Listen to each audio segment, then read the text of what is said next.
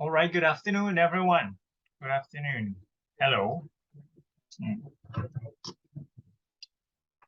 Good afternoon. Good afternoon. Good afternoon สวัสดีครับทุกคนเดี๋ยวน่าจะรอเพื่อนอีกแป๊บหนึ่งนะวันนี้เพิ่งประมาณบ่ายน่าจะรอเพื่อนอีกสัก5 นาทีแล้วกันครับว่าแบบเพื่อนจะมากันเพิ่มขนาดไหนเนาะแล้วเดี๋ยวเราค่อยเริ่มพร้อมๆกันนะครับ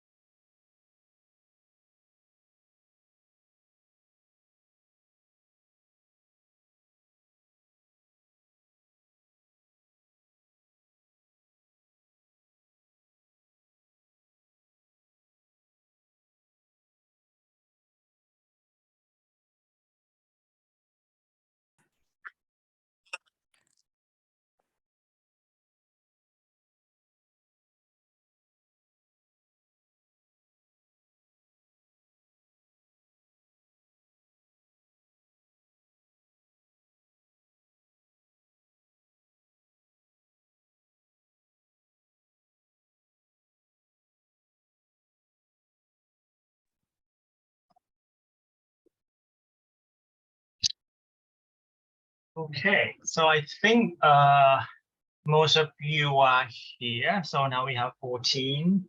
All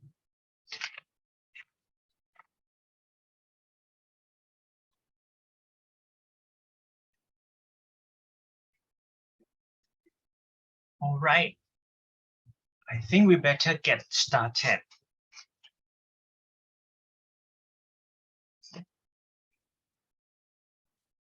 Give me a minute.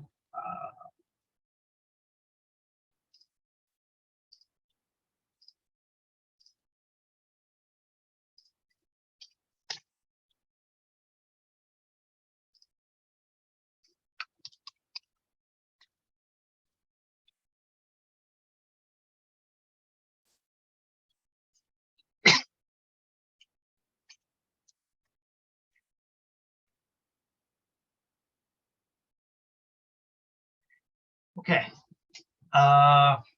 So good afternoon again, everyone. Welcome to the class. And today we are going to look at another concept of technologies that you may be able to use in your language learning, right? So I'm going to share my screen right now. Let me, yeah, I think today, Google Drive is having some sort of problem. So,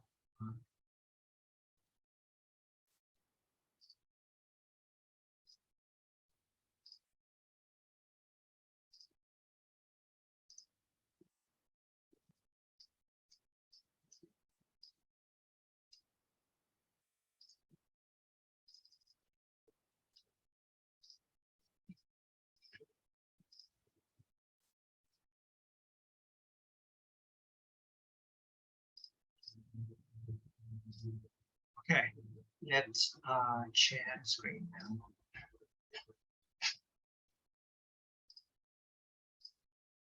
So today we are going to look at the Internet of Things, or IoT, in language education. I believe IoT is the term that some of you might have heard of. Some of you might have used some of the tools that can be classified as IoTs, right? So today, I think it's the goal of the lesson for today is to introduce you to the concept so that you know what they are, and you would know how you would be surprised by how many IoT items are around you right now. Okay, so the outline of the talk today. So in the first part will be lecture from me for about an hour.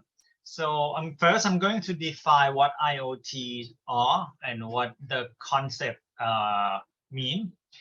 Then we will move on and look at some of the IoTs that are around us. Some of the items you may know of very well. Some of the items you may have no idea what they are. Then we will move on to look at the potentials of IoTs in language learning. Right? As a language learner, how we can sort of make use of IoTs to facilitate our learning.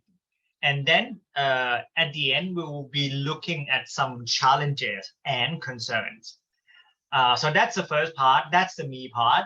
And then the second part will be the you part. So you'll be doing some activity. So I will ask you to think about some of the IoT items that you are familiar with. And I will ask you to think of the way you can use them to learn language. Okay, so I believe you are ready. Okay. So first, let's define IoTs together. Let me double check if I'm recording. Okay. So IoTs, or the Internet of Things, describe physical objects or group of such objects with sensor, processing ability, software, and other technologies that connect and exchange data with other devices and systems over the internet or other communication networks. One thing that you should note is, so IoTs are associated with physical objects, right? So you need to be able to touch it, like the phone here. Yeah, it's IoT. I know. What else? Here, the sort of a smartwatch that I have. Okay, it's one IoT item as well. So but it has to be physical, right? So we are not talking about software program and things like that. We are not even talking about websites. Okay? We are talking about something physical, because Internet of Things, right? So it has to be a thing. But it's not just a thing. It's a thing with sensor. So it has to be able to send something. It has to be able to process data. It has to have some software installed inside that object, and it needs to also work with other technologies to connect and exchange data. Okay? And of course, the last but most important is it has to be connected to internet in some ways, right? So there are a lot of good examples out there. Mobile phone is one. We are talking about, like car that can drive by itself, a car that can drive by itself. I think I'm not sure how they call it, but I normally call it a driverless car. So it's just, a car that can drive by itself and so on. So, like any physical objects that you can think of that has some capability to process data as well as to connect to internet, right? That would be classified as IoT.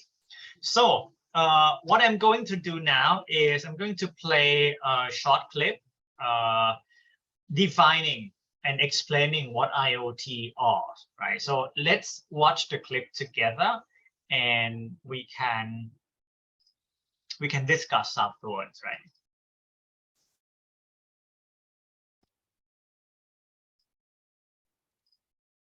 Okay, so let's do it.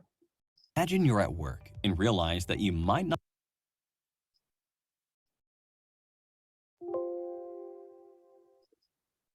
Imagine you're at work and realize that you might not have turned off the air conditioner while leaving your house.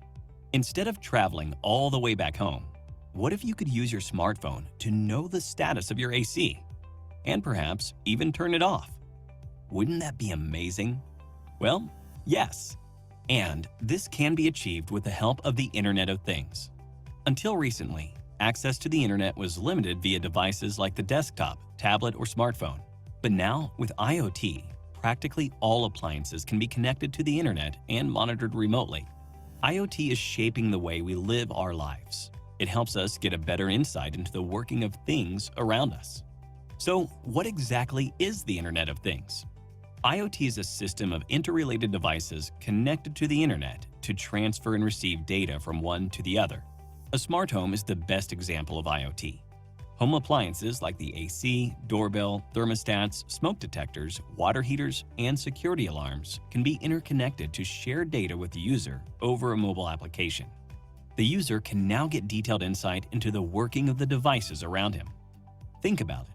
Until recently, the internet helped people connect and interact with each other. But now, inanimate objects or things have the ability to sense the surroundings, to interact and collaborate with one another.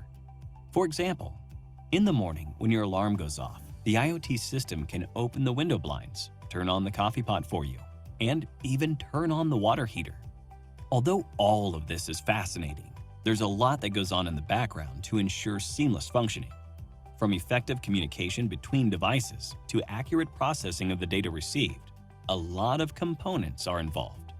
In the context of IoT devices, hardware can be classified into general devices and sensing devices. The general devices are the main components of the data hub and information exchange. They are connected either by wired or wireless interfaces. Home appliances are a classic example of such devices.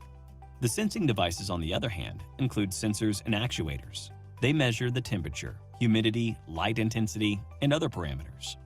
These IoT devices are connected to the network with the help of gateways. These gateways, or processing nodes, process the information collected from the sensors and transfer it to the cloud. The cloud acts as both the storage and processing unit. Actions are performed on the collected data for further learning and inferences. Wired and wireless interfaces like Wi-Fi, Bluetooth, Zigbee, GSMs, and so on are used to provide connectivity. To ensure its ubiquity, applications need to support a diverse set of devices and communication protocols, from tiny sensors capable of sensing and reporting the desired factor to powerful back-end servers that are utilized for data analysis and knowledge extraction. To help you understand its working, let's take a simple scenario. Let's suppose you want to water your garden every time the moisture level in the soil drops.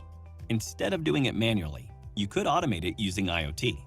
The sensors and actuators installed gauge the soil for its moisture. This information is sent to the IoT gateway with the help of communication protocols like MQTT or HTTP. The gateway significantly aggregates data and feeds it to the cloud with the help of Wi-Fi LAN. Once the moisture level drops, the system is immediately triggered and the sprinklers are turned on.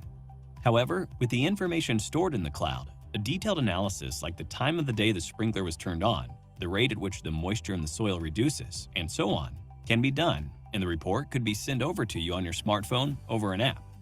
With the improved response, monitoring, and analytical capabilities, IoT is being adopted in almost all industries and domains, opening doors to endless applications. Today, IoT is being used extensively to lessen the burden on humans. To name a few, IoT is deployed for smart homes, wearables, watches and bracelets, smart cars, smart farming, smart retail, smart grids, smart city, and smart healthcare. With such a wide spectrum of applications, the future of IT looks more promising than ever before. In 2018, there were about 23 billion connected devices, which was more than double the world population. According to experts, there will be over 80 billion devices by 2025. IoT is a vision to connect all devices with the power of the internet, always learning and always growing. Now that you have a picture of what IoT is, here's a simple question for you. Which of the following technologies is not used as an interface for a network? 1. Wi-Fi. 2. Ethernet. 3.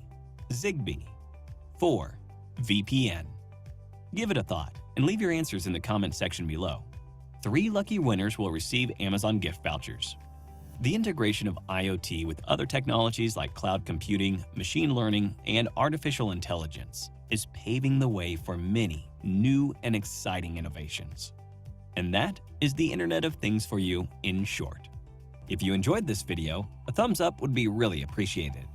Don't forget to subscribe to the Simplilearn channel and hit the bell icon to never miss an update on the latest trending technologies.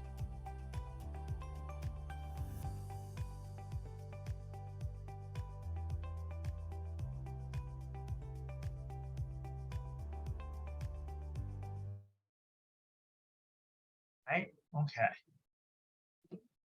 So that video clip should give you a brief sketch of what IoT is all about, right? It's not that comprehensive, but it gives you a really good sketch of what IoT is all about in general and the applications of IoT to various aspects of life.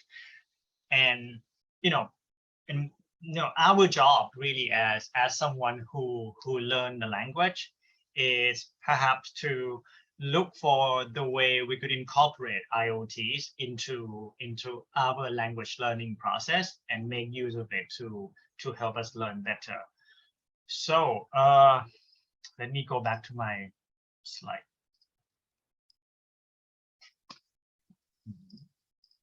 Okay, so now when we look at IoT, right, you could perhaps see that IoTs are everywhere, so it's not just something that, I mean, of course, the prime example is the smart home, right, where you can use your phone to control everything, use your phone to control the lighting, the air conditioning, the fridge, the kitchen, and so on. And I think the possibility is also endless. However, there are so many other domains that have made use of IoTs in their general practices of carrying the world. I think this picture, the next picture, best summarize the application of IoT to different aspects of life. Right? So I think from the beginning, we also have something that falls in that is we have the items of objects that are used in healthcare. Like smartwatch is a very prime example of that, because smartwatch keeps track of many indicators about your health. Like your heart rate, your oxygen level, and so on and so forth, right? So it actually used IoT as a way to collect your health data in order to inform yourself, and also inform your perhaps doctors, physician who will take care of you.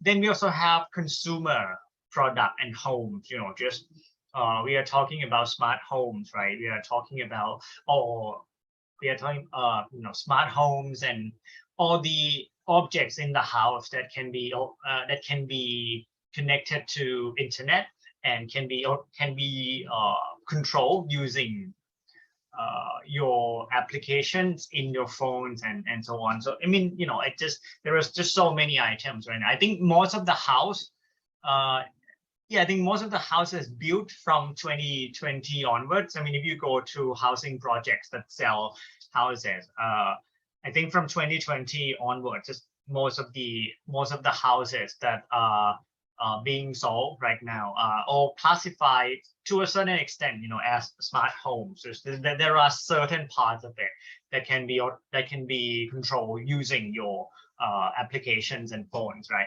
We also have infrastructure. Okay, just it's not just about physical objects, but we are also talking about smart buildings, smart school, and things like that. So there are so many possibilities.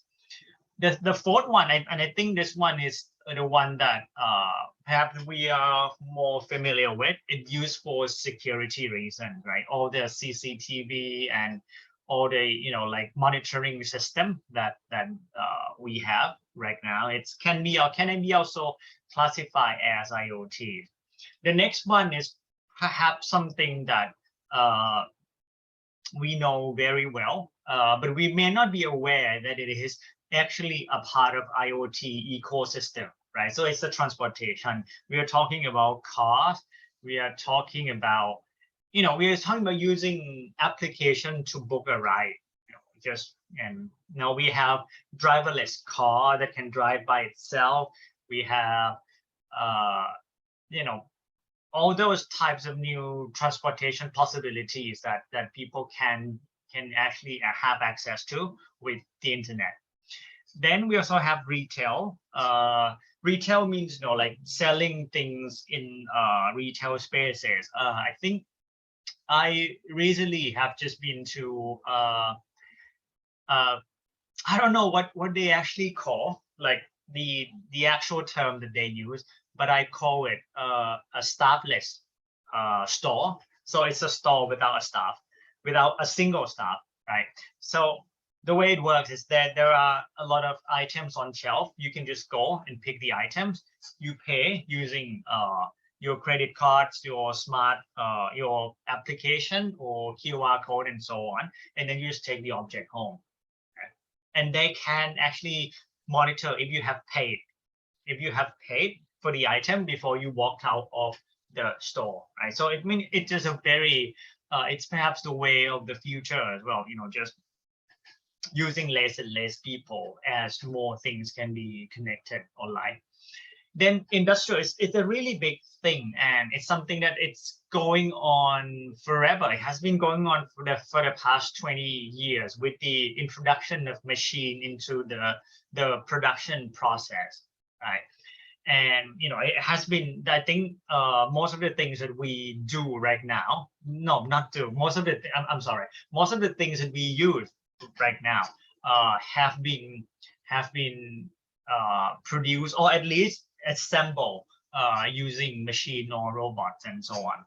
And there are also so many other possibilities. So basically, I think when we talk about the Internet of Things, we are talking about anything that are connected to internet in some ways, and there must be some data exchange between the internet and the device, okay, in order to perform certain tasks. Right now, so that's the first part to that I have just finished. So it was defining IoT. Now I will move on to the second part.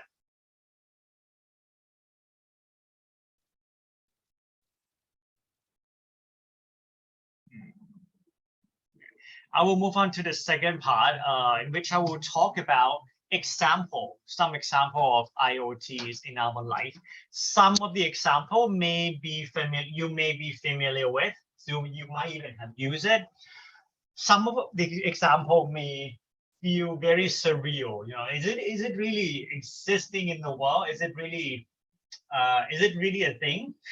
And a lot of the thing you would really ask question, do people really use that? Now, so the first thing is something I think you're all familiar with.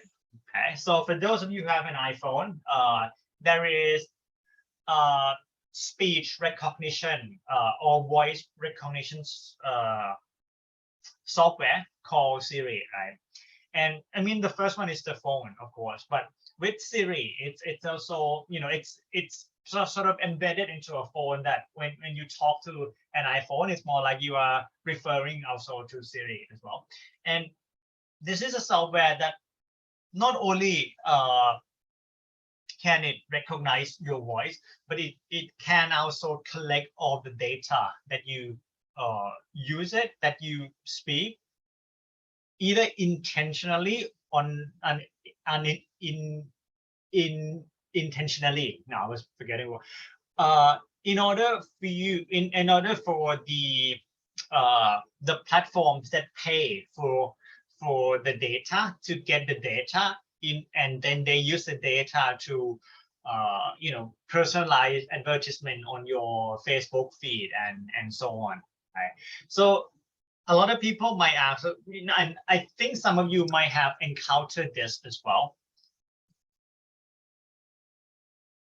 Just when you just imagine that you talk to your friends about something, and 5 minutes later, there are ads about that particular perhaps product that you talked about with your friends appearing on your Instagram or Facebook feed, right? And that is partly because Siri or any other voice recognition software that is embedded into your phone collects all the data, send the data back to people who want it, who are willing to pay for it, and they have that data and they use that to ying ads site to you, right? To just put the ads in front of your eyes. And that's perhaps that give you an illustration of the relationship between the thing itself, so the phone, the data that you put in it, how the data is transferred to internet, and then how the data can be used and analyzed and then send it back to your eyes. So that's connection. It's not just something that is a single thing, right? It's not just a single technology. We are talking more like about a whole ecology system of how data are being exchanged, okay, in internet world, right? So the first one is easy, right? The second one is perhaps more interesting. Okay, so it's a translation earphone. So a translation earphone is, when you're connected to an app, then you put the earphone into the ears, of course. And yeah, so when somebody speaks something, the earphone can translate it for you. I can translate it for you, and then it can. Let's say if you go to Spain, right, and you travel in Spain and you meet a Spanish, and that particular Spanish doesn't speak English, so you might need to use this to translate it from Spanish. I think you would also have the option to translate Spanish to English or Spanish to Thai, and I think the possibility of the languages is endless, but it depends on which earphone you are using, because the earphone has to be attached to a particular app or a particular software, right? Okay, so this is the first two that you may be quite familiar with. Now the third one. Can you tell me what this one is? You can type in the answer into the chat as well. The only thing that I can tell you is, for this, we have already studied about this technology in this course. So can you tell me what this is? Just randomly, make a random guess. Into the chat. You can type into the chat, or you can turn on your mic and answer me as well.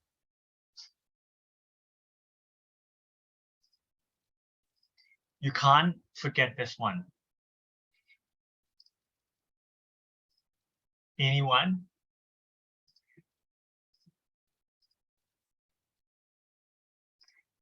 Yeah, thank you. Yes, so that's augmented reality or AR, right? That something we study with Ajahn Jungi. And AR is a technology where you can use the application to scan your surrounding, and your surrounding is being augmented by overlaying with information, with pictures, with vocabulary, and so on, right? So this is an AR in connection with mobile phone is classified as one IoT item as well. Now, this one is easy. The next one will be more interesting. Okay, can you make a guess of what this is?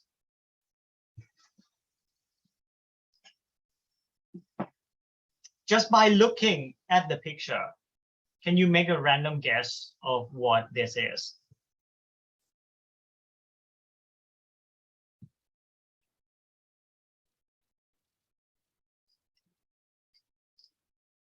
Transformer.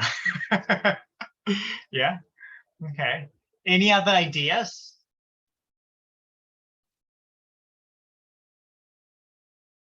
Cyborg, yeah.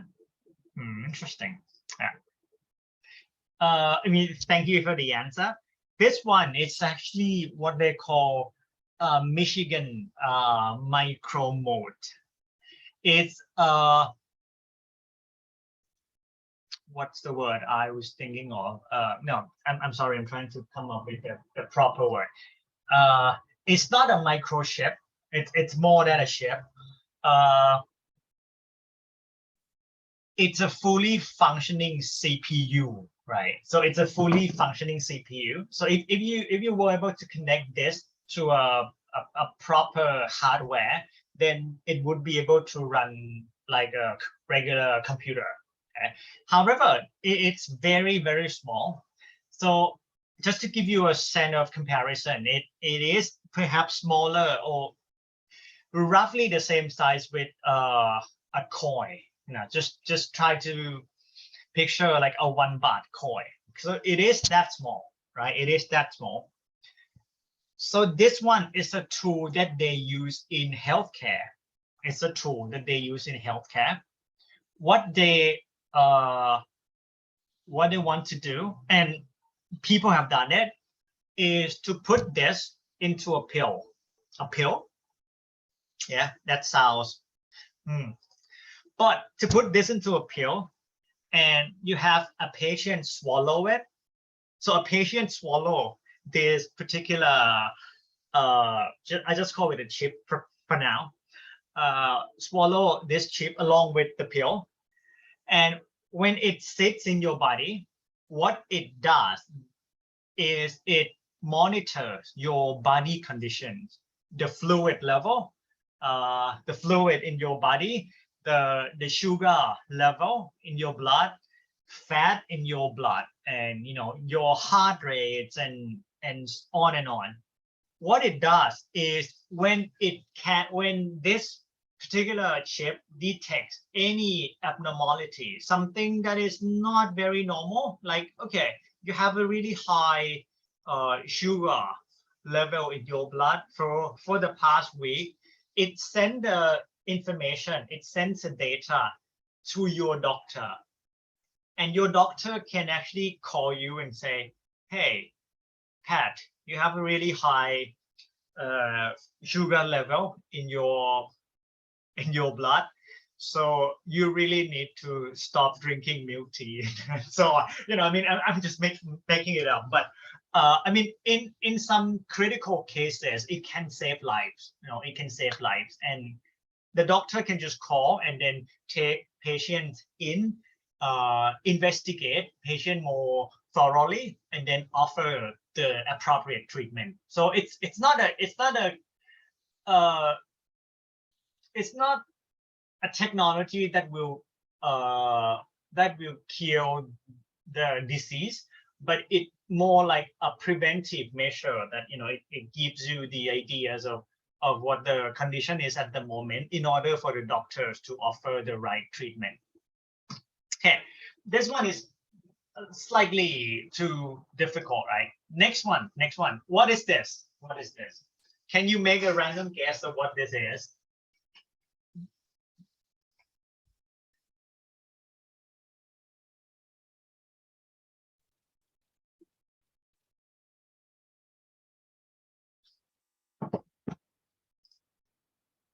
Any random guesses? Oh. Yeah, I mean, if this picture was presented to people of my generation, like like people who grew up in the 90s and early to 2000s, I think what we would imagine or associate this with was there was a dancing game. Just it's like a mat that you put in the house actually, and you just dance, and it's more like a video game, dancing games. But this one is what we call a tectonic, right? Tectonic is basically a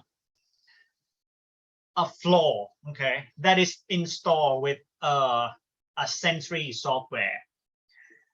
When you install this in a room, right? When you install this in a room, let's say you installed this in a room in your house, it can actually feel the way that you walk. So, because different people, we have different ways of walking, right? It's very unique to us. And the weight that you put on the ground, it's very different, right? We all have different weights that we put on the ground. We walk at a different manner, right? It's unique to us, like fingerprints. It's very unique as well, and there are so many other features that are quite unique to us. What this one does, what tectonic does, is it keeps track of how a particular person walks, and if that particular person changes the way he or she walks, this one can actually send the data back to, again, the doctors. So the doctors can start calling this person. I think this would be very useful with senior people, like people who might need help and who may not walk so much in the house. So if they change, if their walking pattern changes, then the doctor may need to do something with it. Okay. So the first two examples are essentially from healthcare. Now the third one, I think everybody knows this one. Can you tell me what this is?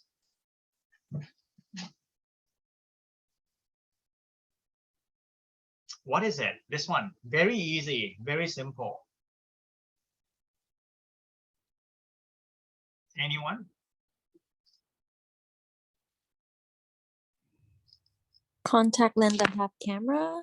Yes, that's right. Yeah, so it's a contact lens that has some sort of camera or VR technology installed into it. And what so it's basically a contact lens that you can wear, right? When we put this into a language learning landscape, what we would normally expect is perhaps what it could do is it could provide you with translation of everything that you read. So it could provide you with translation of everything that you read. It might not be just reading a whole book, but I think this would be very useful when you are using it to read, like signs and announcement in different languages when you are traveling. The same also works for this one. It's Google Glass. I think it's a technology that came into the world in 2014, but to me, it hasn't really taken off. It hasn't really perfected itself in terms of the capability to use translation and to present it to human, or to present it to the user. So, but I mean, in the ideal world, what would happen is, when you walk around with this Google Glass, and as far as language learning is concerned, what you would see is you would see a translation overlaid on the screen of your glass, and then you can just read it and know what it means and so on. And I mean, and of course, you can turn it on and you can turn it off and so on. So from a technical point of view, it's just a very cool thing, right? And it could revolutionize the way people communicate and the way people learn the language. At a practical level, however, I'm not sure if it just how human would feel in terms of human experience, how human would feel just walking with a pair of glasses and having information overlaid on it, just a lot of text to look at. I'm not sure if that would be a really pleasant experience to have. Okay, next one is I think wearable technologies also fall into this category as well. Just like Apple Watch and so on, and all the running smart running watches. But this one in particular is something they call Capture. Capture is more like a smartwatch that is designed really purposefully to collect your moments. Okay, so let's say when you wear Capture and then you walk around the city and you find something really interesting, but you don't want to write it down, you don't want to film it. What you can do is you press on the Capture, this one on the watch, and then you would just say something that you feel at that particular moment, and then you can stop it, and then the recording is stored in the application, and you can come back and have a look at it later. It can be very useful for language learning, though. Just imagine that you are walking on the street, right? And you read a new, perhaps you run into a sign and you read it, and then you learn a new word, you learn a new vocabulary from that side. So instead of having to write it down, you would just record it with your voice saying, okay, this word means blah, blah, blah, and then you can come back and review it later. The last one, I think everybody could guess. Can anybody tell me what this is? In the chat, it's fine. It's very simple, isn't it? This one, right? It's a kitchen, but it's not a regular kitchen. It is what they call digital kitchen, or somebody may call it smart kitchen. What this kitchen does, right? TV in kitchen, yeah, that's right. Yeah, that's right. See, so it's not just a kitchen. The kitchen, there are TV installed in the kitchen. So what this kitchen does, it's a language learning kitchen. All the software in this kitchen is specifically designed for language learning, and it can actually be pre-programmed to help you and teach you how to cook different dishes as well. So let's say if you want to cook a spaghetti, you would just do a pre-program on like different ingredients and steps and so on. And when you walked into the kitchen, the kitchen will communicate with you in English, saying, okay, you have to do this, you have to do that. You have to communicate back to the kitchen as well. Apparently, yeah, sorry. Yeah, drive-through simulator, yeah. And it's a very interesting one. Apparently, we don't have one in Thailand yet, because I mean it's very expensive to build a kitchen like that. Yeah. So but it's something that I think they created it as a research project. So they had funding, they had money, they just wanted to try if it works.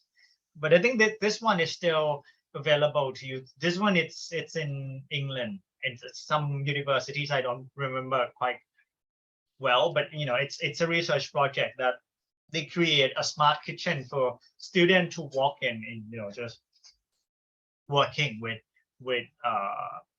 different parts of the kitchen, like from the sink to the oven to the stove and so on. And imagine, really, if we have student mentoring in culinary and food management, I think this would be a very useful resource for them to learn English, right? Okay, so I have introduced you to some of the IoTs around you. Some may be around you, some may be very far from you, like this smart kitchen. The next part, I will talk more about the potential of IoT in language learning. People have agreed, and this is not from me. People have agreed that the potential of IoT in language learning can be broadly classified into 3 areas: mobility, augmentation, ubiquity. And I will talk about this in turn, right?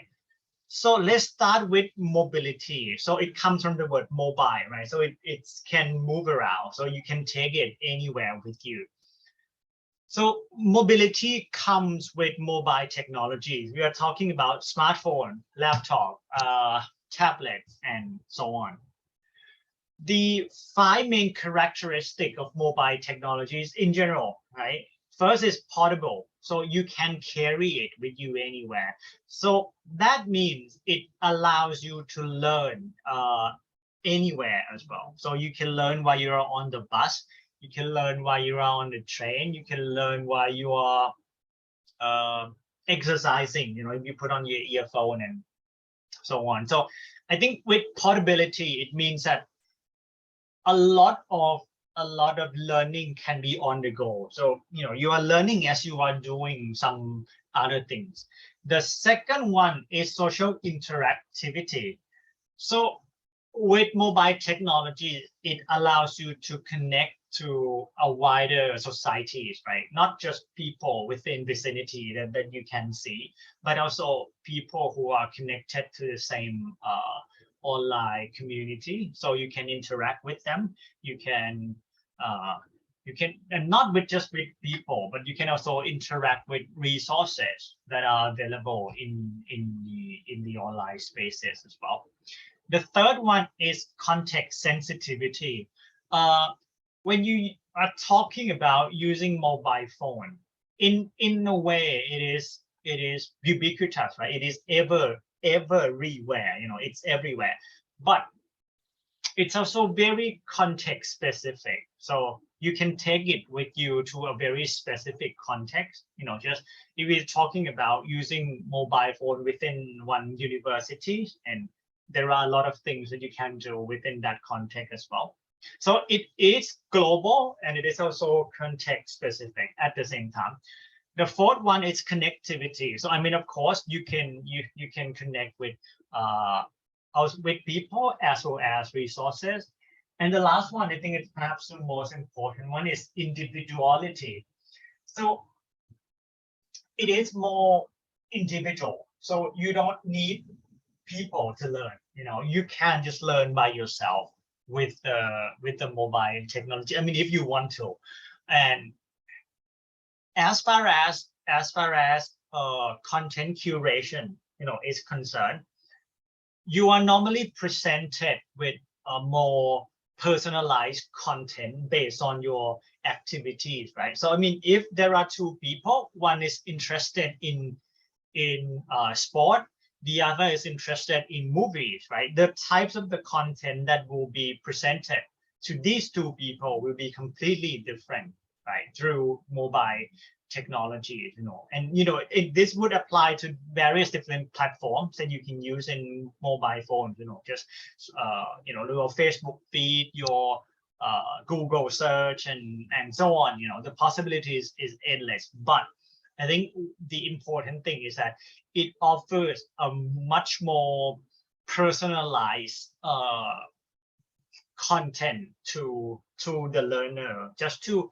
because I mean, one of the problems with traditional teaching and learning is you're often asked to learn about something you are not interested in at all, right?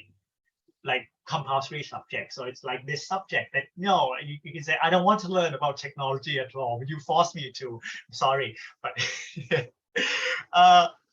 but I mean, just at an individual level, you have more freedom to explore what you like in the context and within your with your device.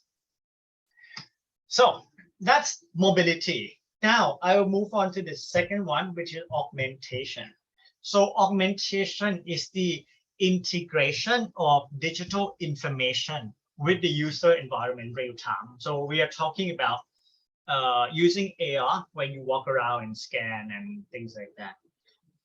What does it mean for language learning? It can be very useful. If let's say if we talk about Wang Ta Pra campus, right? And if we want to create a language learning lesson based on the architecture of Wang Ta Pra campus, when you create it, you would just walk around the campus. You just put on a QR code on different parts of the campus and saying this building is called, this part of the building is called, and people who learn a language, right, who learn English can walk around and then they can scan it and then the word just pop up to them, right? So they can learn the word in a very what's the word I was thinking of? In a very experiential way, just with bringing experience with you and using experience to learn first-handedly, so that's the potential that it could happen. And it's not so difficult to do. I mean, if you remember Ajahn Yungi's class, that's quite straightforward, right? But it requires time, it requires effort. I'm going to skip this one. The last one is ubiquity. So ubiquity comes from the adjective ubiquitous, and ubiquitous means everywhere, right? So it's everywhere. So because it's not just the device itself, but also the data. It's everywhere. Just all the data walking above our heads. Once you put something online, it's there permanently. So the content, the resources are there. Some people say forever. You can erase it at a surface level. You cannot actually erase the data that is stored in the cloud. It's something that a lot of people call digital footprints. So something that you leave in the online spaces. So that's why I think you need to be very careful with everything that you do online. I'm not saying not sharing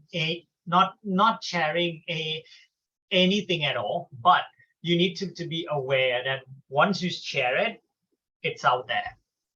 You can delete it, but you cannot actually delete it, right? The second one is accessibility. So because I think most of the time in many places, and I'm not generalizing, because I think there are parts of the world where they still don't have access to internet connection properly. And so in many places, the internet is very accessible to people. It's very immediate, right? So once something is done, then you can learn it straight away. Like I think 2 months ago, the word pad thai was added into an English dictionary by Cambridge, and then within that day, it's spread all over the world. So people have come to know that now the word, and they don't pronounce it pad thai as well. They pronounce pad thai, and I hate it. and the funny thing with the word pad thai in that is they have an American accent for pad thai, and they also have the British accent for pad thai. I don't remember how to pronounce it. I don't even remember how they are different, but you perhaps you can look up later today. The next one is interactivity. So again, as I mentioned, you can have more interaction with other people online. And next one is always on learning. And I think I talk about this when we talk about mobile technology, right? So it allows you to learn on the go. So you don't have to be present in the classroom in order to learn, but you can pretty much learn anywhere while you are doing anything, while you are eating, while you are exercising, while you are walking, while you are, and so on. And the next point is experiential learning. And as I mentioned, with the technology, it allows learning to be more experiential. Just imagine if you're wearing a Google Glass and it have a VR in it. Just, it can take you to different parts of the world where you can see animals, see architectures, and so on. So it's not a first-hand experience, but it's experiential, more experiential than looking at the picture in the classroom. The next one is incidental learning. Okay. I'm trying to think of the word. So the complete opposite of incidental learning is intentional learning. So we are talking about something that you learn, but you did not intend to learn it. So it's like you are, and I use this example again, just you are walking on the street, right? And you see a sign and you learn a new word from the sign. It's not your plan to walk past the sign and learn the new word, right? But you learn it incidentally as you are doing something else. So that's what we mean by incidental learning, right? And the last one is social learning. Just you learn it with through interacting with other people.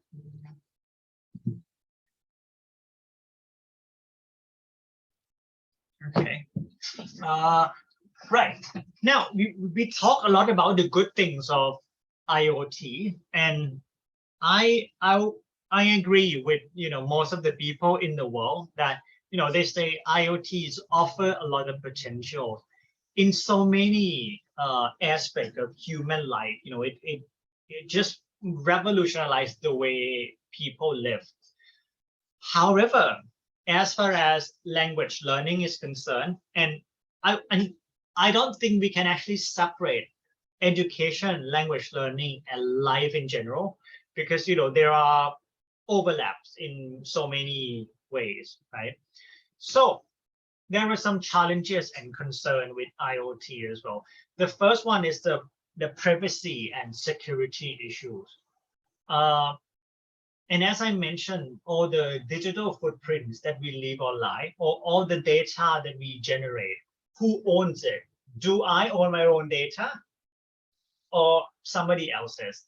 And what they can do with the data is unimaginable, really. Just they all have the data. Just when you talk to your friends about something and you have ad presented to you 5 minutes later, is that what you want? Is that what you really want to happen? So that's some of the issues that you need to take into account. Well, and it's also to do with more people becoming more and more.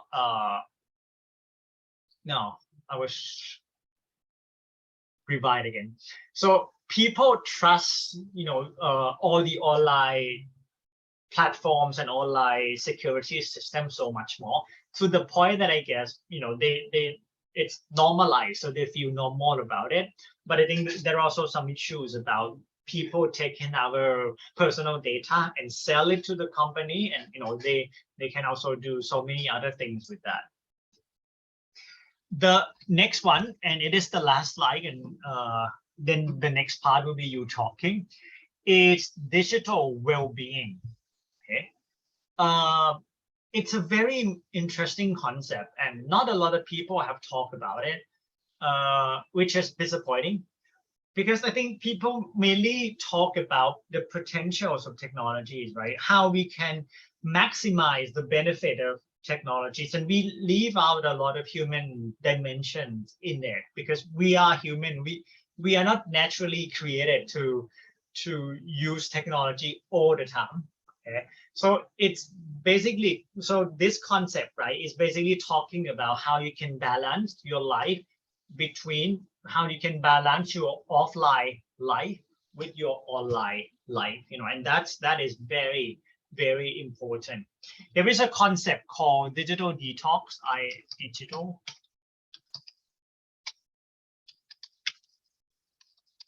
Digital detox, right? So it's more like you're detoxing yourself from digital world, right? So, you know, like I think I've told you before that I will not use any phones. I don't use phone. I don't answer emails. I don't touch technological devices on Sunday afternoon from about 1 o'clock until the next morning. Basically, or I mean, unless I really had to, like I really had to work and has to finish something. But if I could, then I would do perhaps like half a day of digital detox every week. And because yeah, I mean, if you haven't tried it, try it. It's really life changing. It's really life changing, because we are forced, not willingly, just because we are mainly forced to use technology to do different things all the time, and with now payment is all digital, classes are online, my class included, and everything, it's all about using computer or mobile phones to complete tasks, right? So I think it is a very good concept, and especially with IoT being, so we are bombarded with all the tools around us that at least connected to internet in some way. So the more we want to, at least if you want to leave your phone, you would be worried that, oh, if I don't have my phone, I cannot do this. If I don't have my phone, I cannot do that, right? But try it. Okay, try it. This is the really concerning issues. Not at the educational level, because I think we haven't really seen any negative impacts of technology on education yet. But I think we do have a lot of negative impacts of technology on social life in general, and especially on your health. So try to. It's not an extreme approach. It's basically about balancing your online and offline life. Okay, I've spoken too much. I'm sorry. Yeah, and now I think it's your turn to talk. So I do have one activity for you to do. Okay, let me turn to the activity. So I would like you to work in a group of 3 to 4 people. Okay, work in a group of 3 to 4 people. Now we have 17, so that should give you a group of 4 to 5 as well. Think of 2 IoT items that you are familiar with. Just two, right? 2 IoT items that you are familiar with. Think about how the item can facilitate language learning, and can you also provide some example? And at the same time, you need to also think about the concern that you have with the technology as well. So both the upside and the downside of the technology for language learning, and also for you as a human being in general. Okay, again, 2 IoT items, upside, downside. Okay, so I give you, including the break, just around 15 to 20 minutes to work on this in group. You can discuss, you can have a break, you can do snacking and so on, and then we will come back in 20 minutes, and then we will I will ask each group to share your thoughts on this.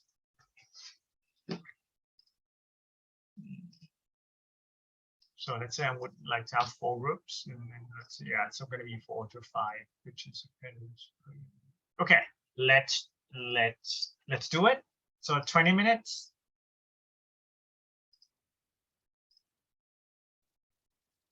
let's go.